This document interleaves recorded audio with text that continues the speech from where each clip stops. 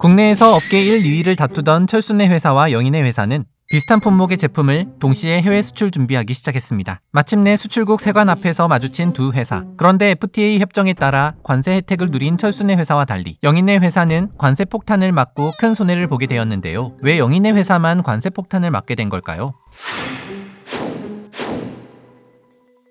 자유무역협정을 뜻하는 FTA는 국가 간 상품이나 서비스, 투자 등 다양한 분야의 교역에서 발생하는 관세나 무역 장벽을 철폐함으로써 양국 간의 활발한 무역을 촉진하는 배타적 무역 특혜 협정입니다. FTA를 체결한 국가들은 체결하지 않은 국가에 비해 매우 낮은 관세율을 적용받거나 무관세로 상품이 오가기도 하는데, 이런 파격적인 관세 혜택을 받기 위해서는 원산지 증명서, 원산지 신고서, 연결 원산지 증명서 등을 통한 원산지 검증 과정이 필수적입니다. 하지만 오프닝의 영인의 회사처럼 FTA 규정에 대해 잘 모르거나 해외 무역 과정에서 예외적인 상황이 발생해 예상치 못하게 협정 세율을 적용받지 못해 곤란한 상황에 처하는 기업들이 생각보다 많다고 하는데요. 그럴 때는 전 세계 9개국에 11개 센터가 설치되어 있는 FTA 해외 활용 지원 센터를 찾아 도움을 요청하면 해결 방법을 찾는 데 큰 도움을 받을 수 있다고 합니다.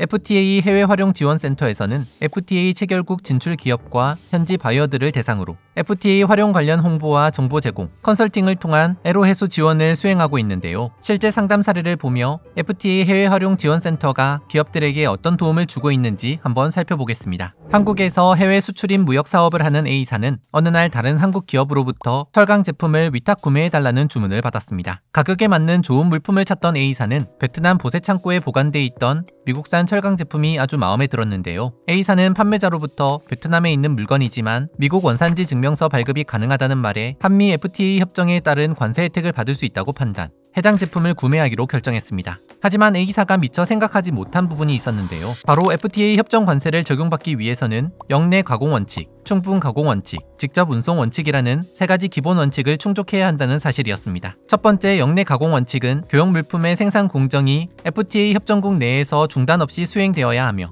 일부 공정이라도 협정국 밖에서 이루어지면 협정국의 원산지 물품으로 인정하지 않는다는 것입니다. 두 번째 충분 가공 원칙에 의하면 협정국 밖에서 들여온 원재료는 협정국 내에서 물품을 생산할 때 원재료의 실질적 변형이 생길 만큼 충분한 공정을 거친 물품만 협정국의 원산지 물품으로 인정한다고 합니다. 마지막으로 직접 운송 원칙상 협정 당사국 간에 직접 운송된 물품에 한해서만 협정 관세를 적용하고 제3국을 거쳐 수입되는 경우 특혜를 적용받지 못한다고 합니다. 이 중 A사가 충족하지 못한 것은 바로 직접 운송 원칙이었습니다. 철강 제품이 베트남 보세 창고에 보관돼 있었기 때문에 베트남 경유 이력이 생겨 직접 운송 원칙을 충족하지 못하게 된 것이었죠. A사는 관세 혜택을 받지 못하면 자금에 문제가 생길 수 있었기 때문에 급히 베트남 호치민에 있는 FTA 해외 활용 지원 센터를 찾았습니다. A사의 사정을 들은 호치민 센터는 신속하게 베트남 경유시에도 한미 FTA 협정 세율 적용이 가능한지 여부를 검토했죠. 검토 결과 제3국을 경유하는 경우라도 경유국의 권한이 있는 기관으로부터 미국에서 수출된 물품과 동일한 물품이 한국에 수입되는 것을 증명하는 비가공 증명서를 발급해 제출하면 협정 관세를 적용받을 수 있다는 것을 확인. 다행히 A사는 호치민 센터의 도움으로 베트남 상공부에서 발행하는 비가공 증명서를 발급받아 무사히 협정 관세를 적용받고 자금 문제 없이 거래를 마칠 수 있었습니다. 또 하나의 사례는 도쿄에 위치한 RCEP 해외 활용 지원 센터의 상담 사례입니다. 여기서 잠깐, 왜 도쿄 센터 앞에는 FTA가 아니라 RCEP이 붙어 있을까요? RCEP은 영내 포괄적 경제 동반자 협정이란 뜻으로 동남아 국가연합인 아세안 10개국과 한국, 중국, 일본, 호주, 뉴질랜드 총 15개국이 가입한 다자간 자유무역 협정입니다. RCEP의 특징은 여러 국가가 한 번에 FTA 협정을 맺음으로써 직접 운송 원칙에도 불구하고 협정국 사이를 경유한 상품이라면 연결 원산지 증명서 발급을 통해 비교적 간편하게 FTA 특혜를 받을 수 있다는 것인데요. 하지만 모든 다자간 자유무역 협정에서 연결 원산지 증명서 발급이 가능한 것은 아니므로 기업이 해당 국가에서 가장 유리하게 적용되는 협정이 무엇인지 알아보는 것이 매우 중요하다고 합니다. 다시 본론으로 돌아가면 도쿄 RCEP 센터에 상담을 요청한 B사는 손톱에 붙이는 중국산 네일팁을 국내에 유통하다 일본 수출을 추진하면서 고민에 빠진 경우였는데요. 무역 상품에는 품목 분류 목적으로 HS 코드라는 것이 부여되는데 이 코드가 수입국의 법률 기준에 따라 부여되므로 만약 일본에서 네일팁을 화장품으로 분류할 경우 허가나 등록의 시간과 비용이 증가해 사업에 차질이 생길 수 있다는 것이 B사의 고민이었습니다. 이번에도 도쿄센터는 일본 약기법을 신속하게 검토했는데요. 일본은 손톱에 직접 바르는 제품은 화장품, 손톱에 붙이는 제품은 자파로 분류한다는 것을 확인해 줌으로써 B사는 걱정 없이 수출을 진행할 수 있었습니다. 하지만 B사에게는 또 다른 고민이 생겼는데요. 바로 일본에 수출하려는 중국산 네일팁이 보세구역이 아닌 B사의 물류센터에 보관돼 있었다는 점이었습니다. 보세구역은 아직 관세가 확정되지 않아 보류된 물품을 세관의 감시하에 보관하는 곳으로, 보세구역이 아닌 곳에 보관하던 제품에 RCEP 관세 혜택을 적용받은 사례를 찾지 못한 B사는